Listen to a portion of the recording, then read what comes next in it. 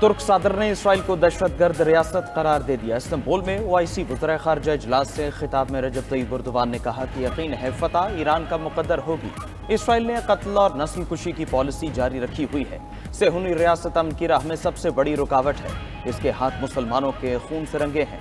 Netanyahu का मकसद Iran America मुज़ाकरात सबूताज करना था। ईरान पर हमले से साबित हो गया इसराइल अमन के लिए बड़ा खतरा है। इसराइल की अपनी न्यूक्लियर सरगर्मियों का कोई हिसाब नहीं।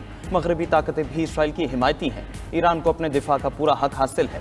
ईरान इसराइल तनाज़ा खतरनाक मोड़ पर है। तनाज़ा जल्द खत्म न हुआ तो नताइज दहाइयों तक महसूस होंगे। तुर्क वज़ीर ख़ारजा हाकान फिदान ने कहा इसराइल खित्ते को मुकम्मल तबाही की तरफ लेकर जा रहा है। मुस्लिम ममालिक ईरान की हिमायत में मुत्तहिद हो जाएं। ओआईसी इजलास में 40 से ज़ायद ममालिक के आला हुकाम शरीक।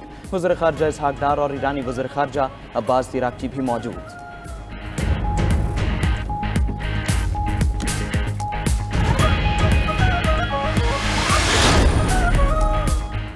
इजराइल का कुद्स फोर्स के सरबराह सईद एज़दी को शहीद करने का दावा। एक और ईरानी एटमी साइंसदान डॉक्टर सैयद एसर तब्बा को अहलिया समेत कत्ल कर दिया। इजराइल का इस्फहान में एक बार फिर न्यूक्लियर साइट पर हमला। तेहरान, कुम व शहर अस्फहान समेत कई ईरानी शहरों पर बमबारी। शिराज में ईरानी फौजी तनसीब को निशाना बनाया। इजरायली फजाइया की बमबारी से मुतादिद इमारतों में आग लग गई। खुर्रमाबाद में पासदारान इनकलाब के 5 एहलकार शहीद। खोजिस्तान और कुम में रिहायशी इमारतों पर हमलों में 6 अफराद शहीद। इजरायली हमलों में शहीद ईरानियों की तादाद 430 तक जा पहुंची। 3500 से ज्यादा ईरानी जख्मी। ईरानी वज़ीर सेहत मोहम्मद रजा जफर का कहना है कि इजराइल अस्पतालों और एम्बुलेंसेस को निशाना बना रहा है। 3 अस्पतालों पर हमले में 2 हेल्थ वर्कर्स और 1 बच्चा शहीद हुआ। इजरायली वज़ीर दिफा के मुताबिक फजाई कार्रवाई में ईरानी सिक्योरिटी मरकज तबाह कर दिया। ईरानी फोर्सेज ने इस्फहान में इजरायली ड्रोन मार गिराया। वीडियो भी जारी। कुम में इजराइल के लिए जासूसी के इल्जाम में गिरफ्तार अफराद की तादाद 22 हो गई।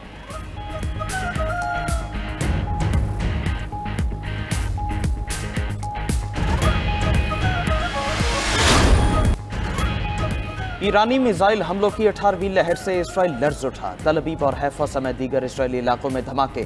फौजी मराकज, फजाई अड्डे, कमांड एंड कंट्रोल मराकज को निशाना बनाया गया। इसराइली मीडिया के मुताबिक दारुल हुकूमत तल अबीब में जोरदार धमाके सुने गए। ईरान से फायर किए गए मिसाइल वस्ती इसराइल के इलाके डैनगश में भी गिरे। मिसाइल के टुकड़े लगने से डैनगश में रिहायशी इमारत में आग लग गई। ईरान ने दिमोना में एटमी रिएक्टर पर भी मिसाइल हमला किया। इसराइली शहर बैतशियान को भी ईरानी ड्रोन्स ने निशाना बनाया। इसराइली फौज की भी ईरानी हमलों में तबाही की तस्दीक। इसराइल के दिफाई निज़ाम अपने ही शहरियों को निशाना बनाने लगा। इंटरसेप्शन मिसाइल तल अबीब की इमारत को जा लगा। अमरीकी जरीदे वॉल स्ट्रीट जर्नल के मुताबिक इसराइल दिफाई निज़ाम पर रोजाना $20 करोड़ खर्च कर रहा है। ईरान के खातिमुल अंबिया हेडक्वार्टर्स के तर्जुमान का कहना है ईरान के हैरतअंगेज हमले इसराइल को घुटने टेकने पर मजबूर कर देंगे। अमरीका जंग में आया तो उसके फौजी अड्डे भी खतरे में होंगे। ईरान ने मिसाइलों में कमी का इसराइली प्रोपेगेंडा मुस्तरद कर दिया।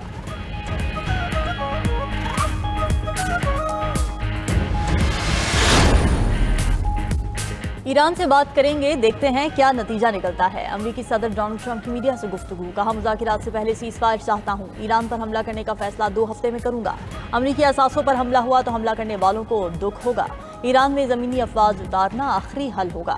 इजराइल के पास इतनी सलाहियत नहीं कि वो ईरान की जौहरी सलाहियत ख़त्म कर सके। ट्रंप मजीद बोले कि ईरान की एटमी सलाहियत से मुतालिक तुलसी ने गलत कहा। कुछ लोगों को मुंह नहीं खोलना चाहिए।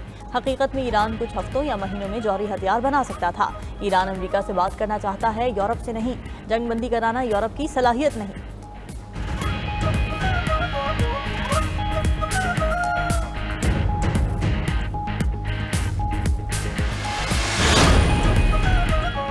पाकिस्तान ने अमेरिकी सदर ट्रंप को पीस नोबेल प्राइज 2026 के लिए नामजद करने की सिफारिश कर दी। हुकूमत पाकिस्तान का कहना है सदर ट्रंप की मुदाखलत से पाकिस्तान भारत जंग टल गई। आलमी बरादरी ने भारत की बिलाइश्तियाल और गैर कानूनी जारहियत को देखा। पाकिस्तान ने अपने दिफा के बुनियादी हक को इस्तेमाल करते हुए ऑपरेशन बुनियान मरसूस शुरू किया।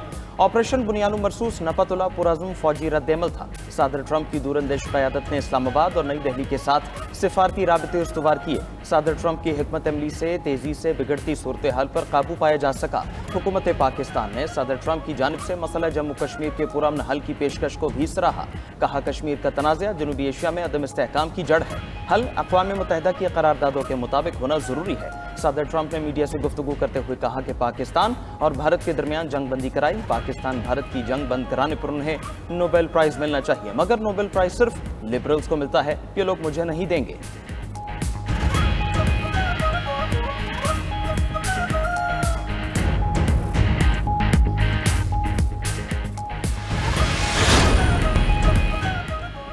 जंग में अमेरिका की शमूलियत बहुत खतरनाक होगी। ईरानी वज़ीर ख़ारिजा अब्बास इराक़ची की इस्तांबुल में गुफ्तगू बोले, बदकिस्मती से हम इस नतीजे पर पहुंचे हैं कि अमेरिका शुरू से ही इस जारहियत में शामिल रहा है। हमारे पास कई शवाहिद मौजूद हैं। सिफारतकारी की तरफ वापस आने के लिए जारहियत को रोकना होगा। उधर जिनीवा में यूरोपीय वज़ीर ख़ारिजा और ईरानी हममनसब की मुलाकात में कोई नतीजा ना निकल सका। बातचीत जारी रखने पर इत्तेफाक हुआ। जर्मन और बरतानवी वज़ीर ख़ारिजा ने बातचीत में अमेरिका की शमूलियत पर जोर दिया। उधर फ्रांसीसी सदर ने मुज़ाकरात में ईरान पर शराइत आयद करने का इशारा दे दिया। कहा कि ईरान पर यूरेनियम अफजोदगी और मिसाइल प्रोग्राम रोकने की शराइत आयद होंगी।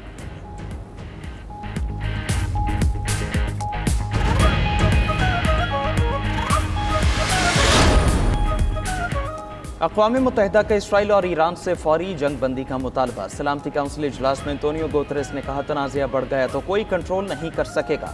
ईरान बारहा कह चुका कि वो एटमी हथियार नहीं बना रहा।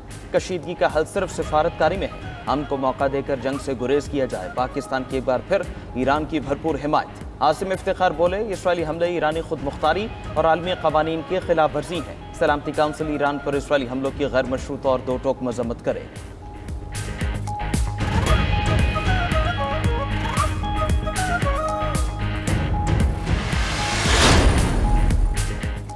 अमेरिका ने ईरान पर मजीद पाबंदियां आयद कर दी। खबर एजेंसी के मुताबिक ईरान के 20 इदारे अमरीकी पाबंदियों की जद में आए हैं। 5 दारान इनकलाब के अहदेदार भी पाबंदियों की फहरिस्त में शामिल। इसके अलावा अमेरिका ने 5 ईरानी शख्सियात और 3 बहरी जहाज़ों पर भी पाबंदियां लगाई हैं।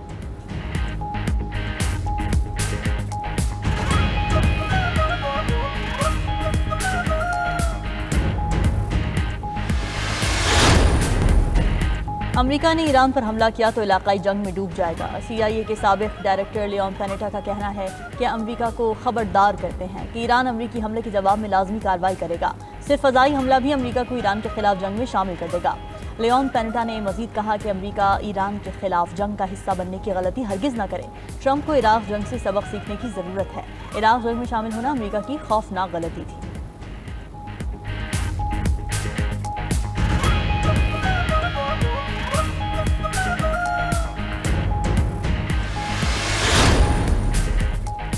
कौमी असम्बली की कायमा कमेटी खजाना का इजलास। आइंदा बजट से मुतालिक मुतादिद माली तजावीज़ मंजूर। तनख्वाहदार तबके पर इनकम टैक्स की शरह 2.5 से कम करके 1% करने की मंजूरी। नॉन फाइलर्स के लिए यौमिया रकम निकालने की हद 75,000, कैश ऑन डिलीवरी पर 2% टैक्स लगाने की सिफारिशात शामिल। गैर रजिस्टर्ड अफराद के ऑनलाइन कारोबार पर पाबंदी की तजवीज़ भी मंजूर कर ली गई। हद 50 लाख रुपए होगी। एल्गोरिदम के जरिए एक हद से ज़ायद ट्रांजैक्शंस करने वालों का डाटा फ्राहम करना बैंक्स पर लाजिम होगा। कारोबारी जगहों में FPR अमले की निगरानी की तजवीज़ मंजूर।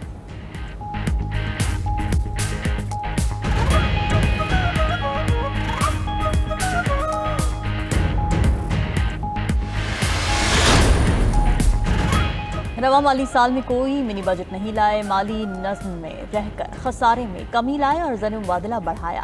आइंदा भी कोशिश है गैर ज़रूरी अखराजात कम हों और आमदनी बढ़ाई जाए।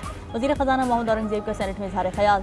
बोले, दरामदशुदा सोलर पैनल्स पर सेल्स टैक्स 18% से कम करके 10% तजवीज़ कर दिया।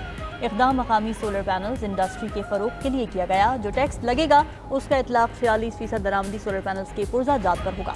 इम्पोर्टेड सोलर पैनल्स की कीमत में सिर्फ 4.6% इजाफा होगा।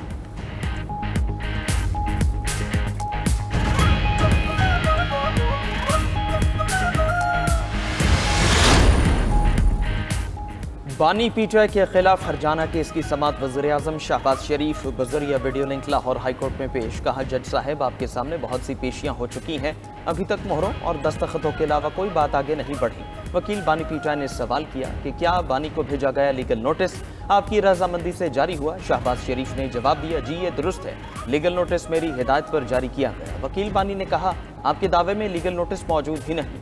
वकील शहबाज शरीफ ने कहा, अदालत हमें इजाज़त दे कि हम लीगल नोटिस पेश कर सकें। अदालत की दरख्वास्त दायर करने की हिदायत। समात 23 जून तक मुलतवी।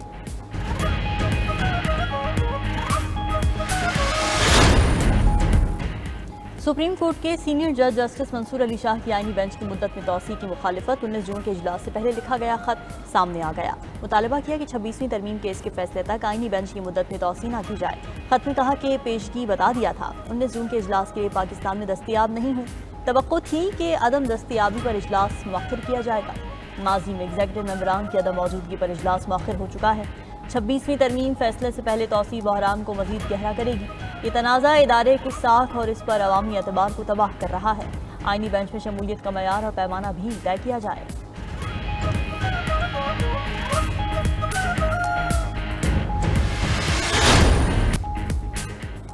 आलम इस्लाम की पहली खातून वज़ीर आज़म मोहतरमा बेनज़ीर भुट्टो शहीद की आज 72वीं सालगिरह। बेनज़ीर भुट्टो ने जिंदगी में क़ैदोबंद और जिला वतनी की सोबतें बर्दाश्त की।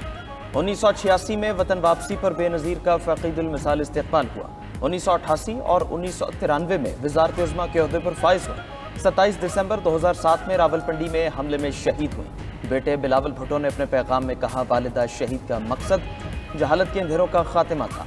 उनके ख्वाबों की ताबीर करेंगे। लाहौर, ननकाना साहिब, कराची समेत शहर शहर के काटने की तकारीब। मुल्तान में चेयरमैन सेनेट यूसुफ रजा गिलानी, कराची में वज़ीर आला मुराद अली शाह और दीगर अराकीन ने केक काटा।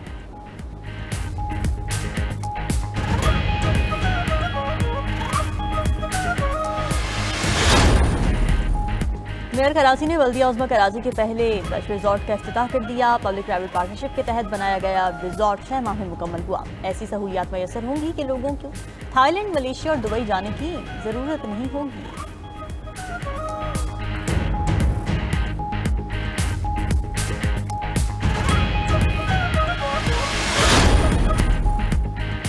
नाइजर के फौजी अड्डे पर दहशतगर्दों का हमला, 34 फौजी हलाक, 14 जख्मी। दहशतगर्द 8 गाड़ियों और 200 मोटरसाइकिलों पर आए। मगरबी कस्बे बनीवेंगो में फौजी अड्डे को निशाना बनाया।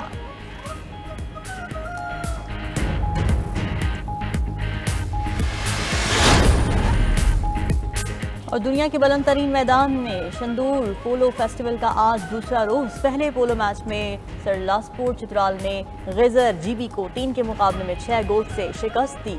सतह समुद्र से 12,200 फीट बुलंदी पर मुनाकिदा मेले में बड़ी तादाद में मुल्की और गैर मुल्की सयाह शरीक। पोलो टूर्नामेंट के अलावा पैराग्लाइडिंग और पैराट्रूपिंग को भी इंजॉय करने लगे।